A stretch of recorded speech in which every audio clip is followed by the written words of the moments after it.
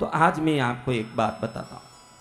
हमारे दिमाग में विचार आकाशीय तरंगों से उतरते रहते हैं। आप ये मत सोचना कि आपके हर विचार आपके हैं, ये मत सोचना। इस दुनिया में कितने ही लोगों के विचार उनके मन से निकल के बाहर तरंग बन के घूमते रहते हैं।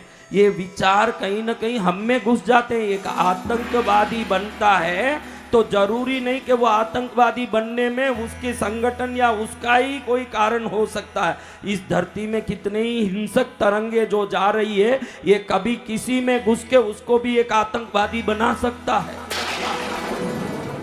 इसीलिए हमारा सनातन धर्म कहता है कि गर्भिणियों को ग्रहण में बाहर नहीं जाना चाहिए, क्योंकि ग्रहण के समय में ये तरंगे बहुत जल्दी गर्भ में घुसते हैं। आजकल कई लोग पूछते हैं ऐसे जाने से क्या हो जाएगा, कौन सा फर्क पड़ेगा, क्या पागलपना, अंधविश्वास है। अरे मूर्ख, भक्ति तो अंधा ही होगा। आंख वाला तो गली में ठोकर खा के गिरेगा और राम जी का अंधा तो बिना कोई आंख भी अच्छे से चलने लगेगा।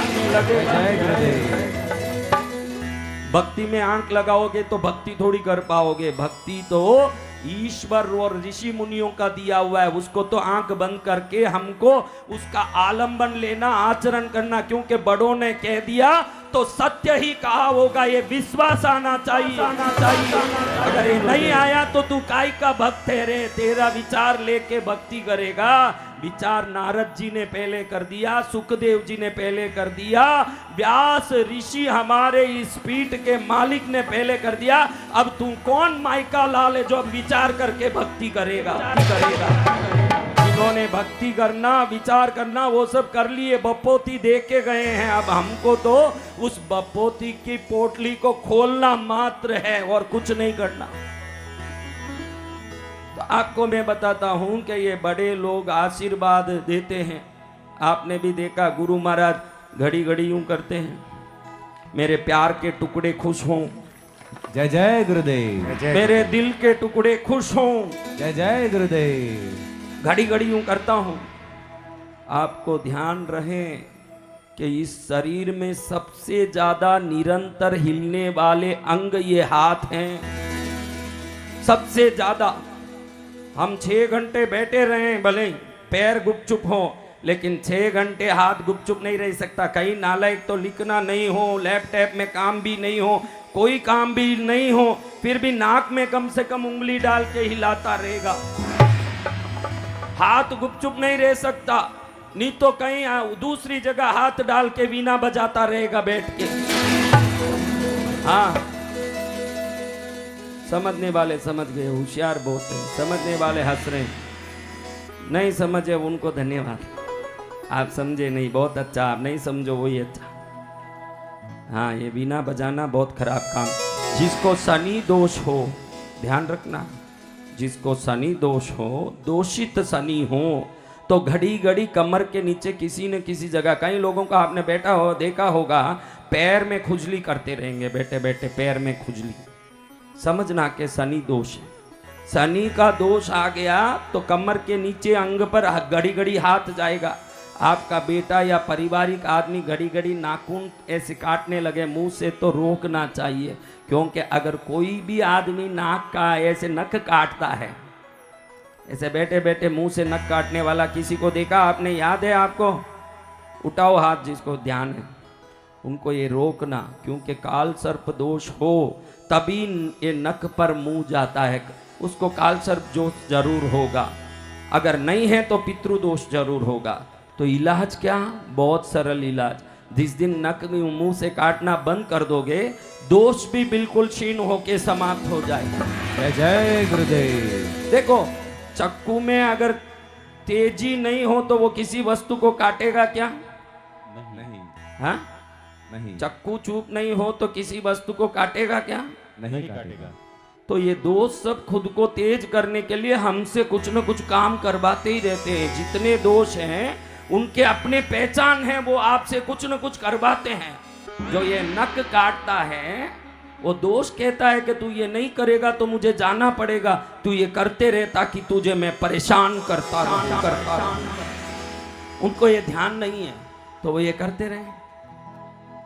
जाने कोई बहुत बड़ा एक आरी लेके चंदन की लकड़ी काट रहा हो न, जिससे 10 करोड़ मिलते हो, बैठे बैठे खचक खचक करते रहे। कई लोग नाक में उंगली डाल के, कोई काम नहीं, अंदर कुछ है नहीं न बाहर कुछ आना है नहीं, लेकिन ऐसे हाथ डाल के घुमाएगा कि नाक ही बाहर आ जाए, अलग आ जाए। देखा होगा आपने।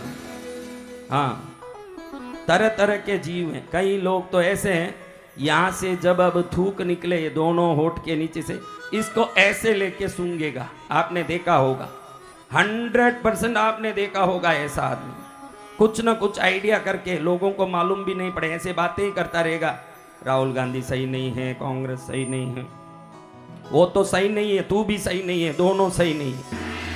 वो तो सही है नहीं, मैं मानता हूं, तू भी कहीं सही नहीं है, वो भी मानना पड़ेगा।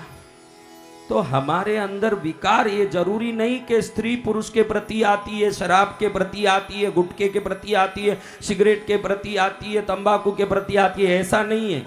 ये अंग छोटा मोटा कोई ना कोई विकृत व्यवहार करवा के हमारे जीवन में दोष उत्पन्न करता ही रहता है। आपके पास कोई भी विकृत व्यवहार हो, वो दोष है। जिस दिन ये मान लोगे, उससे छुटकारा मिलेगा, उसी दिन आप निर्दोष भी हो जाओ।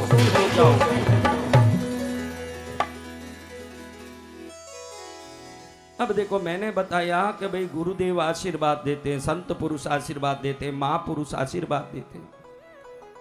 हाथ पैर भी आप खूब हिलाते हैं। आप जितनी बार हाथ पैर हिलाते हो, इतनी बार ब्रह्मांडीय ऊर्जा को शरीर में लाने का काम कर रहे हो, ध्यान रखना। आप देखो, बड़े बुजुर्ग जितने भी हैं, अधिकतर फिसल के गिरने से उनकी हड्डी टूटती है, कमर में या पैर में, फिर एक जगह पड़े रहते हैं ना, मर जाते हैं। आप देख लो, ज्यादातर मरने का कारण बोन ब्रेकिंग है, हड्डी टूटना। बाथरूम में फिसल के गिर जाएंगे, लेटरिन में फिसल के गिर जाएंगे। आपको कितने लोग पता है, जितने लोगों को भाई कोई फिसल के गिर गए, फिर पलंग में आ गए और धीरे धीरे वो गए, ऐसे कितने लोगों ने जाना किसी को? देखो, सब जानते हैं। तो ध्यान रखना, ये शरीर जिस दिन एक ही जगह स्थिर हो जाएगा, धीरे धीरे इसका जो शक्ति आकर्षण का जो केंद्र है वो क्षीण हो जाएगा न, धीरे धीरे ओम राम नाम सत्य हो जाएगा। इसलिए हमको ध्यान रखना कि अंगों का संचालन अच्छे होता हो।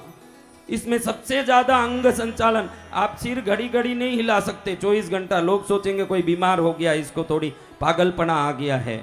हाँ, कमर घड़ी घड़ी नहीं हिला सकते, हाथ तो घड़ी घड़ी हिलाते ही हैं। कुछ अब देखो, हम लोग YouTube में कुछ बोलते हैं तो भी यूं यूं करते ही रहते हैं, हम ही गुपचुप नहीं रहते। आपको सिखाते हैं कि यूं करो ना, यूं करो ना, वो करो ना। कब क्या चीज हिलता रहता है? बोलो, क्या चीज हिलता है?